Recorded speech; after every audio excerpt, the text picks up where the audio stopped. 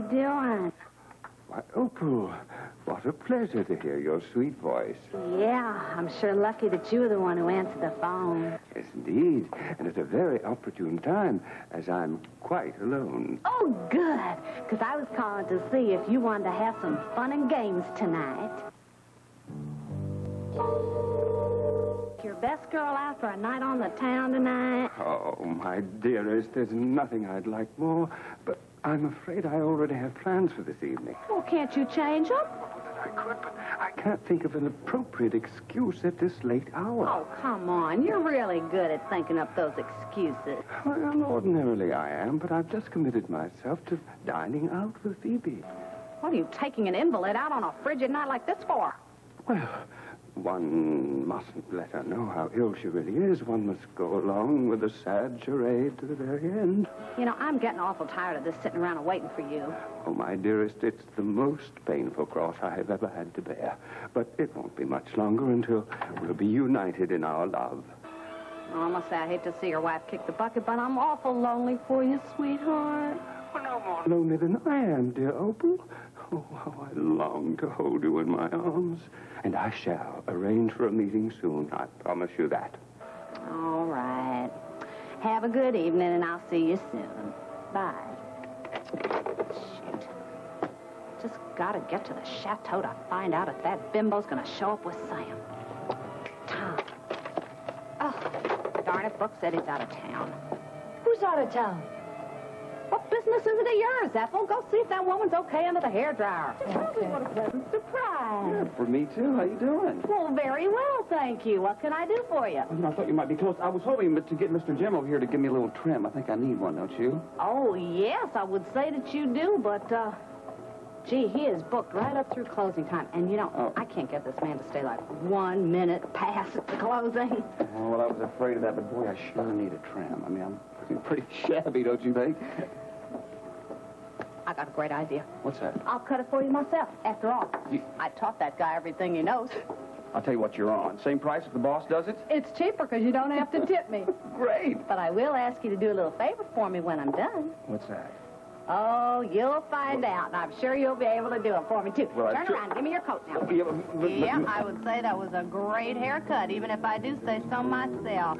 Well, I'll tell you something. I will drink to that. I bet Mr. Jim couldn't have done a better job himself. Do you? Didn't I tell you I taught that man everything he knows? I believe it. I believe Here's it. mud in your eye. Back at you. Now, what is this legal business you want to discuss? And how come we had to come here to do it? Now, that is a two-part question, Steve. Which part do you want me to answer first? Well, you just take your pick. Okay. I like to do business in pleasant surroundings. I just had to come up for air after the day I put in at the Glamorama today. Yeah, well, that's fair enough. But, I mean, what exactly is this problem? Well, I wanted to pick your brain about a tax man. Yeah? Yeah. You don't have one, you mean? Well, honey, I've been on welfare most of my life. This is the first year I've even had to deal with the issue. But since I have my shop and everything, I want to make sure that the return is all perfect. So do you have the name of a good guy? I've got a great one. As a matter of fact, I think I've got his card right here. I ran into him the other day, and he gave me one I or would two. certainly take your recommendation on it. Right here.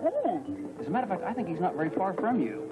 You're right. He's just around the corner. Can I use your name with him?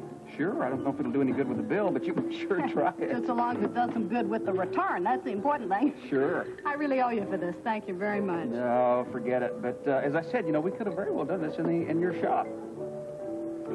Truth of the matter is, I kind of wanted to be seen out at the Chateau with a good-looking guy tonight. Oh, yeah? Well, who is that? Oh, cut that out. You know that you're a heartbreaker. Good evening, Sam. Fancy running into you here. Hello, Opal. Like to introduce you to a friend of mine. This is Steve Jacobi. This is Sam Brady. And this is his date, Tina Benson. Right, Tina Benson. Hello, Steve. Sam, nice to meet you. How you doing? Tina, how are you? Fine. Listen, I wanted to apologize again for the little mix-up over at my shop today, but see, somebody switched the bottles on me, and so I had no control It's over all right, the Mrs. situation. Gardner. I must say, though, you did a great job getting that rinse out. Seems to be right back to your natural color. What are you talking about? Oh, never mind, Sam. But I hope you didn't use any harsh chemicals on it that could have damaged Please. the hair. No, that's okay. Listen, as a professional beautician, I'm always interested in the effects of chemicals on the human hair. Cut it out, will you? Oh, I seem to have gotten my ring caught here. Just don't jerk your head. Oh, I'll for be able Pete's to sake, work Opal, it out. what are you doing? Are you Oh, all my right? goodness. You witch!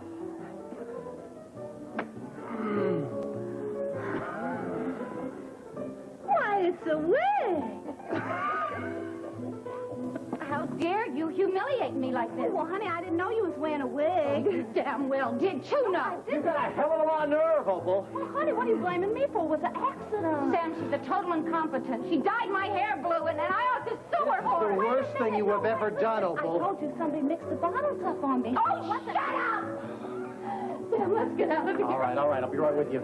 You ought to be drawn and quartered. It's not my fault. I'm innocent, I swear. Oh, innocent, my eye. It'll be a cold day in Death Valley the day you're innocent. Well, I don't see why you have to go away mad. Mad me? If I ever talk to you again, it'll be too soon. What was that all about? Never mind, I'll explain it to you later, but right now, I feel like dancing. Come on. Let's go. I'm even gonna let you lead. Well, you better. Look who's here. It's Miss Wallingford, my boss, and her husband. Come on, I want to introduce you. I promise I won't do anything mean to these people, okay? Okay. Hi, everybody. Well, hello. You know my friend Steve Jacobi, don't you, Mrs. Wallingford, Professor? Hi, Professor. How are you? You're an excellent dancer. Did you see us out there on the floor? Oh, indeed I did, and you make a very handsome couple. Well, Mr. Jacobi, nice to see you. You too, Professor. Mrs. Wallingford, you're looking great, as always. Oh, thank you, my dear. How nice of you to say so. Do join us, please. Sure. Okay, why don't we pull up that chair? Great. We'll sit down for just one Great. drink. Now, Miss Wallingford, how exactly are you? Well, I'm fine, thank you. I never felt better in my life. Well, that is great to hear, ma'am. It's just the kind of thing we like to hear you say. Isn't that right, Professor? Yes, it certainly is. Well, I didn't know that you and Mr. Jacobi were acquainted, Mrs. Gardner. Oh, sure. We're great pals. Well, business pals, really. We were here having a confab tonight. On the dance floor. A little legal advice, Professor. I see. Yeah. It's always better to do that in a pleasant surrounding, I always say. All work and no play, right, sir? Makes Opal pretty dull, and she's anything but dull. She is a real kick, this one. Oh, yes, Opal is a live wire, all right. Oh, yeah. Yes, she certainly is.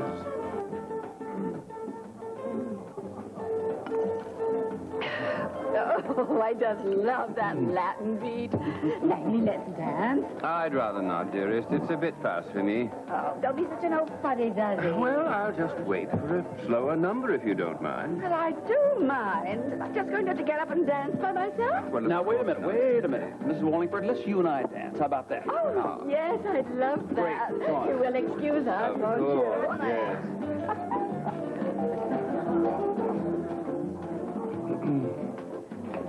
What is this nonsense with Steve Jacobi? Is there something between you two? Would you get a grip, please? He is a friend. Well, he seems to be a very cozy friend, if you ask me. Say, what about your wife? What is she doing, dancing and drinking up a storm? I thought you said she was failing fast. Well, she has her ups and her downs. I would say she was certainly on an upper tonight. Even Steve can't keep up with her. Oh, let her enjoy herself, the poor darling. Langley, I am all for people enjoying themselves. She does not look like a woman whose heart is about to stop beating to me. It's one of the symptoms, you know, a sudden surge of energy like that. Symptom of what? Symptom of a woman who thinks she's in the flush of good spirits when actually a dread disease is eating away at her heart. Well, isn't this kind of stuff a little too dangerous for her? Isn't it too strenuous? Well, it can be, but I couldn't exactly warn her without giving away the shattering secret that we're all trying to keep from her. Are you sure that you're telling me the truth about this? Are you sure that she is dying of some dread disease? Oh, Paul, now how can you doubt my word? I'm simply asking you, Langley. My dear, I would never be less than honest with you on a subject as serious as this. Would that I were wrong. But how can I question the professional findings of Phoebe's very own grandson? Yeah. Well, it beats me, but I suppose if you gotta go, that's the way to go. Yes. In ignorance of what's going to happen. I wonder how she'd feel if she were told the truth.